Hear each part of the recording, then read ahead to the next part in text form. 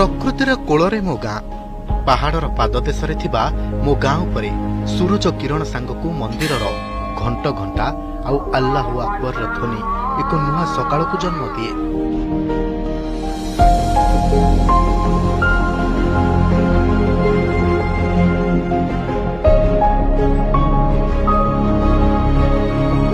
आज मो गाँ धूप दीपरे बासुची, उत्सव मुखर होईची।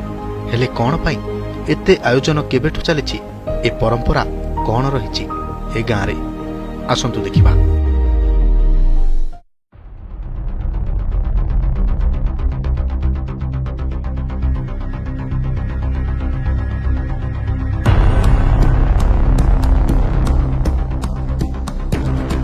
पाखापाखि 1500 वर्ष तलर कथा। राजा राजुड़ा शासन चली थाए।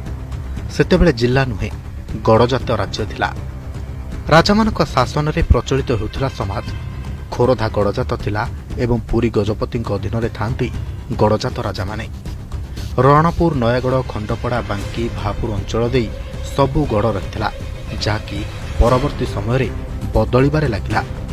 इतिहास कहे जणे राजांको भाईंकु जेतेबेले मृत्यु दंडादेश होइथिला एवं से कौनसी मते खसी आसीथिले, सेतेबेले से आसी पहुंचीथिले रणपुर राजांको पाखरे। रजा घर पुअर वेशभूषा देखि रणपुर राजा तांकु पठाइले माणिकगड़कू। सेतेबेले एठारे आदिवासी रहुथिले।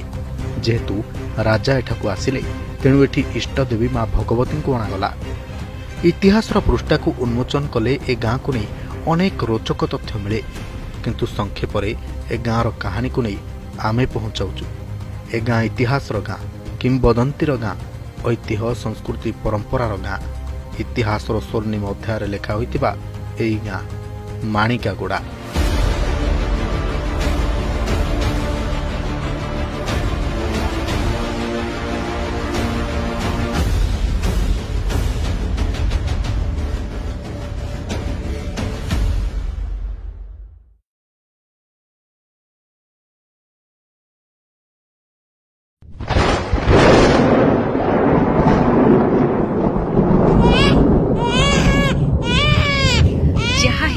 पुओटीए हेला बापारे कांदेना तो जन्म परा एही बीर माटीरे एही माटीर पुओ केबे भी कोठी हारिनी।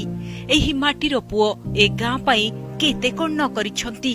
तो भाग्य तू एही गाँ रे जन्म नेइछु। तू खेलकूद करिबु, पाठ भी पढ़िबु, आउ भल मनिषटीए हेबु। ए गाँ रो टेको रखिबु दिने, आउ दरकार पड़िले ए गाँ रो सुरक्षा पाई शास्त्र पढ़ी, नमाज पढ़ी, अस्त्र धरी शत्रु सहित लड़ई करिबु।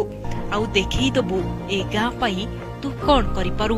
काहेकि ना ए गाँ रो इतिहास रे लेखा होईछि बा केवल वीर योद्धा संग्रामी आउ जुग पुरुषंक ना।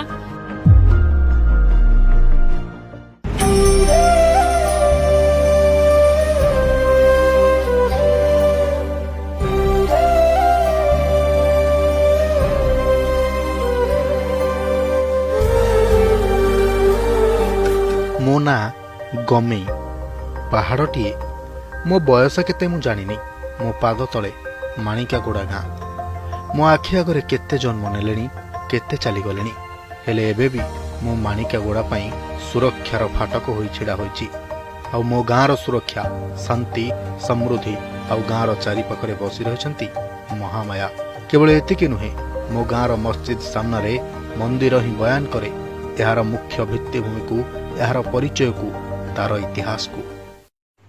माणिकगुड़ा माणिकगुड़ा एक विराट गाँ। एठी समस्त धर्म जाति वृत्ति माने सबु धर्म जाति वृत्तिधारी लोक मैंने 1500 वर्ष अवस्थापित। यह खोर्धा जिलार 6 नंबर जिला और खासमाल अंतर्भुक्त। स्वाधीनता संग्रामी मान कारावरण और प्रजामंडल आंदोलन केन्द्र बिंदु रूपे यह प्रसिद्ध।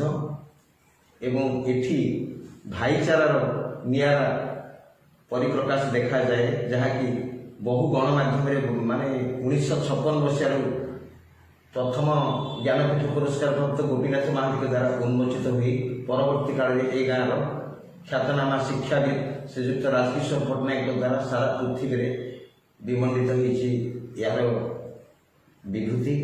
यही विभूति की आकृष्ट ही सारा भारत नुहे, केवल भारत नुहे ପୃଥିବୀର ବହୁ ଜ୍ଞାନୀ ଗୁଣୀ କବି ଏବଂ ଗବେଷକ ମାନେ ଆସିଛନ୍ତି। ଇଟାଲୀରୁ ଆସିଛନ୍ତି, ଜର୍ମାନୀରୁ ଆସିଛନ୍ତି ଏବଂ ଇଂଲଣ୍ଡରୁ ଆସିଛନ୍ତି। ଏଇଭଳି ସବୁ ଆସିଛନ୍ତି ଏବଂ ଦେଶର ବହୁ କୋଣେ ଅନୁକୋଣେ ଏହା ରେଡ଼ିଓ, ଦୂରଦର୍ଶନ ଏବଂ ସମସ୍ତ ପ୍ରେସ୍ ମିଡ଼ିଆରେ ଏହା ସମ୍ପ୍ରସାରିତ ହୋଇ ଚାଲିଛି। ମାଣିକଗଡ଼ା କହିଲେ ଖୋର୍ଦ୍ଧା ଜିଲ୍ଲାର ଏକ ଜଣାଶୁଣା ଖାସମାଲ, ଯାହାକୁ ସେତେବେଳେ ଜିଲ୍ଲା କୁହାଯାଉଥିଲା। ମୋଟାମୋଟି କହିବାକୁ ଗଲେ ମାଣିକଗଡ଼ା ଏକ ଗଡ଼। ଆବାହନ କାଳରୁ ଏଠି ସାମ୍ନାସାମ୍ନି ଛିଡ଼ା ହୋଇଛନ୍ତି ମନ୍ଦିର ଆଉ ମସଜିଦ। ଏଠି ଦେଖିବାକୁ ମିଳିଛି ଭାଇଚାରାର ଏକ ନିଆରା ପରମ୍ପରା, ଯେଉଁଠି ଦଶହରା ଏକ ଗଣପର୍ବ। ଯେଉଁ ଦଶହରାରେ ଏକ ଅପରାଜିତ ହୋମ ହୁଏ, ଯେଉଁ ହୋମର ମୁଖ୍ୟ କର୍ତ୍ତା ସାଜନ୍ତି ମୁସଲିମ ଦଳ ବେହେରା। ବ୍ରାହ୍ମଣ, କରଣ, 36 ପାଟକ ଜାତିଙ୍କ ମେଳରେ ହୋମ ସାମ୍ନାରେ ହୋମରେ ଘିଅ ଢାଳନ୍ତି ଓ ଅଞ୍ଚଳର କୁଶବଟୁ ବାନ୍ଧି ଅଞ୍ଚଳର ଶୁଭ ମାନସନ୍ତି। କେଉଁଠି ଏମିତି ଦେଖିବାକୁ ମିଳେ? ଏହା କେବଳ ମାଣିକଗଡ଼ାରେ। ଏଠି କେବେ ବି ଉଠିନି ଦ୍ୱନ୍ଦ୍ୱ, ଜାତିକୁ ନେଇ, ଧର୍ମକୁ ନେଇ। ଯେଉଁଠି ରାମ ଆଉ ରହିମ ଏକାଠି ବସି ତାସ ଖେଳନ୍ତି, କ୍ରିକେଟ ଖେଳନ୍ତି। ଯେଉଁଠି ଦଶହରାକୁ ଯାତ୍ରା ପେଣ୍ଡାଲରେ ମୁଖ୍ୟ ଭୂମିକା ନିଏ ମୁସଲିମ ଯୁବକ। ଯେଉଁ ଗାଁର ପୁରୁଖାମାନେ ସ୍ୱାଧୀନତାରେ ଘାସ ଦେଇ ଦେଶକୁ ସ୍ୱାଧୀନ କରିଥିଲେ, ଯେଉଁ ମାଟିର ପାଇକ ସିପାହୀ ବିଦ୍ରୋହରେ ଭାଗ ନେଇଥିଲା, ଯେଉଁ ଗାଁର ପୁଅ ଶହୀଦ ଜଫରୁଲ୍ଲା ସୀମାନ୍ତରେ ଶହୀଦ ହୋଇଥିଲା, ସେଇ ଗାଁର ଆମେ ଦାୟକ। ଏଇ ଦେଖୁନାହାନ୍ତି, ଏଇ ହେଉଛି ଗଦାଧର ଏକାଡେମୀ। ରାଜ୍ୟରେ ଏକ ବୃହତ୍ ଶିକ୍ଷାନୁଷ୍ଠାନ ଭାବରେ ବେଶ୍ ପରିଚିତ। ପ୍ରଥମେ ମାଣିକଗଡ଼ା ପ୍ରାଥମିକ ବିଦ୍ୟାଳୟ ସ୍ଥାପନା କରାଯାଇଥିଲା। ପରେ ପରେ ବାଞ୍ଛାନିଧି ଉପରାମୟ ବିଦ୍ୟାଳୟ ଏବଂ ତାପରେ ଗଦାଧର ଏକାଡେମୀର ପ୍ରତିଷ୍ଠା ମାଣିକଗଡ଼ା ପାଇଁ ଶିକ୍ଷାର ବାଟକୁ ଖୋଲି ଦେଇଥିଲା।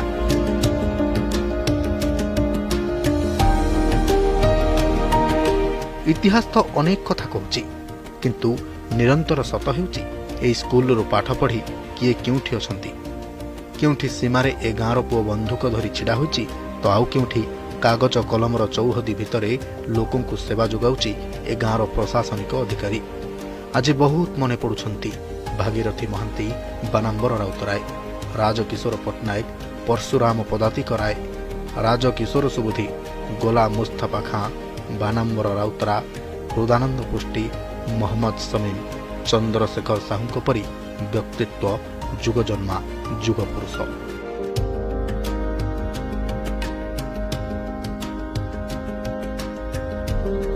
ଯେ ଗାଁର ଶିକ୍ଷା, ସଂସ୍କାର, ଶୃଙ୍ଖଳା, ସୁରକ୍ଷା, ସାହିତ୍ୟ, କ୍ରୀଡ଼ା, ଦିଗନ୍ତ ପ୍ରତି ଆଜୀବନ ଅବଦାନ ଦେଇ ଆଜି ଏ ଗାଁ ପାଇଁ, ଏ ମାଟି ପାଇଁ ଅମର ହୋଇଯାଇଛନ୍ତି।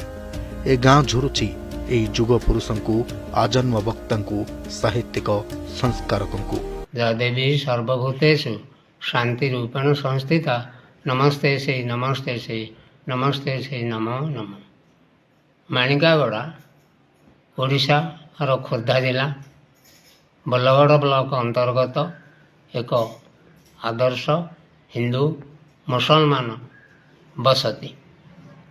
ଏହାର ପୂର୍ବରେ ମାଣିକୀ ଭୂୟାଁ ରାଜପତି ସ୍ଥିତ ଠାକୁରାଣୀ ମନ୍ଦିର ଅବସ୍ଥିତ।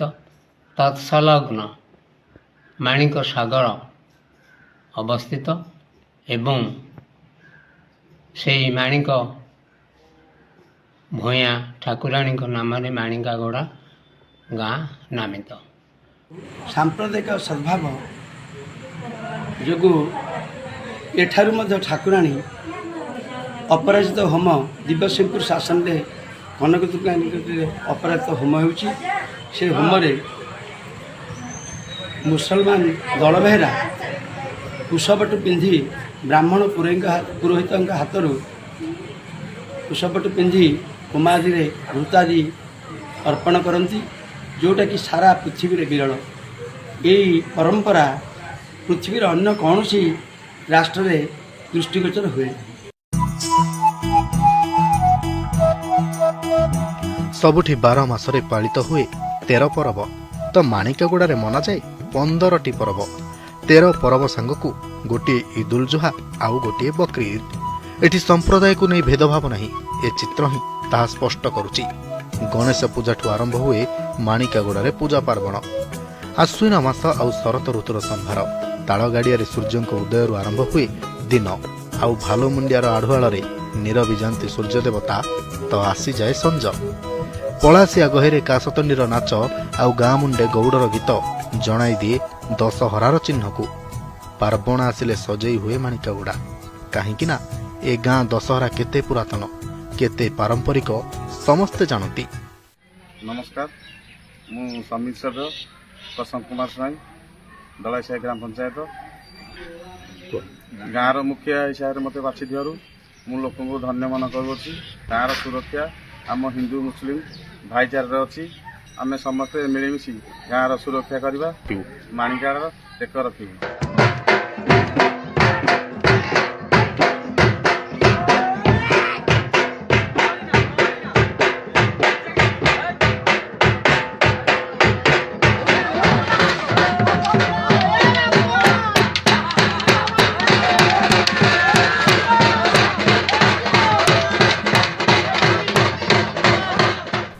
ପୁରାତନ ଯୁଗରୁ ଚାଲି ଆସିଥିବା ପ୍ରଥା ପରମ୍ପରା ଆଜି ବି ଉଜ୍ଜୀବିତ ହୋଇ ରହିଛି ଏ ଗାଁରେ। ଏଠି ମୁସଲମାନ ସେନାପତିଙ୍କ ଠାରୁ ଆସେ ରାଜ ଖଡ୍ଗ, ତ ପଟ୍ଟନାୟକଙ୍କ ଘରୁ ତାଳପତ୍ର ପୋଥି। ମହିଷା ମର୍ଦ୍ଦିନୀଙ୍କ ଠାରୁ ଆସନ୍ତି ଦିବ୍ୟ କଟରା ଠାକୁରାଣୀ, ତ ଅନ୍ୟପଟେ ଗାଁର ଇଷ୍ଟଦେବୀ କନକ ଦୁର୍ଗା ଆସି ପହଞ୍ଚନ୍ତି ଅଧିଷ୍ଠାତ୍ରୀ ଦେବୀ ମା ଭଗବତୀଙ୍କ ପାଖରେ।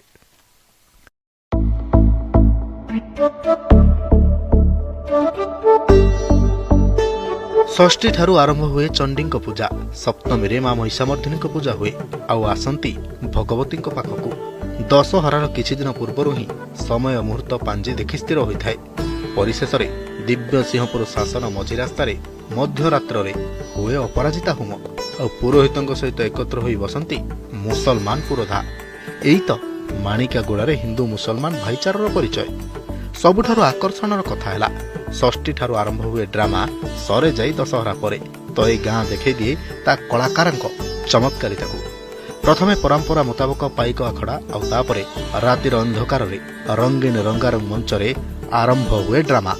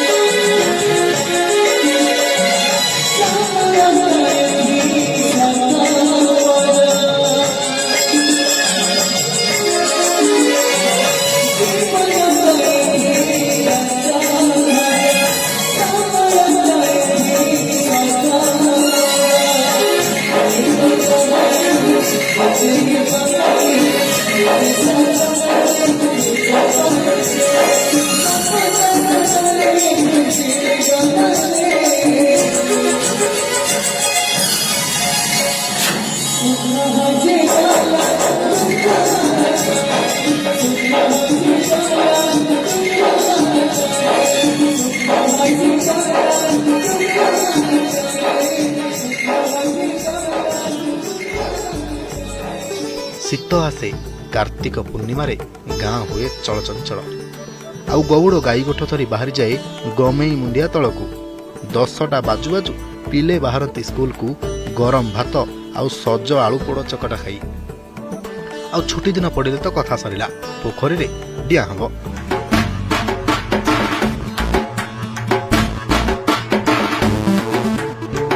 ଆସିଯାଏ ଚୈତ୍ର ମାସ।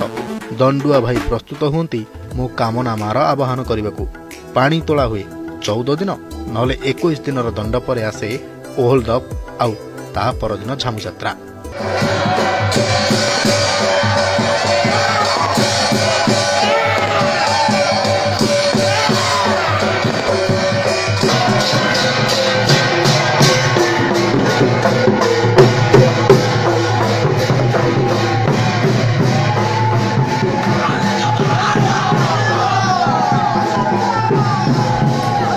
ପୁଣି ଫେରେ ବର୍ଷା, ଜମିଯାଏ ରଜ। ଅଗଷ୍ଟ 15ରେ ଆମ ସ୍କୁଲ ପିଲେ ଗାଁ ବୁଲନ୍ତି। ତାରି ଭିତରେ ପଡ଼େ ରମଜାନ ମାସ। ମାସ ସାରା ନିଷ୍ଠା ଆଉ କାଷ୍ଠା ଉପାସରେ ରୁହନ୍ତି ଆମ ଗାଁର ମୁସଲମାନ ଭାଇ ଭଉଣୀମାନେ। ଆଉ ମାସର ଶେଷ ଦିନ ହୁଏ ଇଦୁଲ ଜୁହା ପର୍ବ। ହିନ୍ଦୁ ମୁସଲମାନ ମିଳିମିଶି ପର୍ବ ପାଳନ କରନ୍ତି। ଜନ୍ମ ହୁଏ ଛୁଆଟି ଏଇ ଗାଁରେ। କୁନି କୁନି ପାଦରେ ଠିପେଇ ଠିପେଇ ଚାଲି ଶିଖେ। ଗାଁ ସ୍କୁଲରେ ପଢ଼େ, ଖେଳ କୁଦରେ ମାତେ, ପୋଖରୀରେ ଡିଏଁ, ମାଠୁ ମାଡ଼ ବି ଖାଏ।